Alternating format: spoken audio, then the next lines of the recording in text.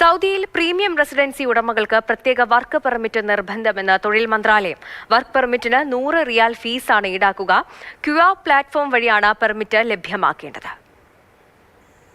തൊഴിൽ മന്ത്രാലയത്തിന്റെ digital പ്ലാറ്റ്ഫോമായ കിവയാണ് premium residency visa ഉടമകൾ ജോലി ചെയ്യുന്നതിനായി പ്രത്യേക വർക്ക് പെർമിറ്റ് നേടേണ്ടതുണ്ടെന്ന് വ്യക്തമാക്കിയത്.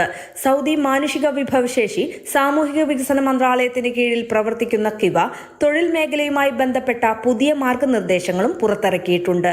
100 റിയാൽ ഫീസ് അടച്ച് കിവ പ്ലാറ്റ്ഫോം വഴിയാണ് പെർമിറ്റ് ലഭ്യമാക്കേണ്ടത്.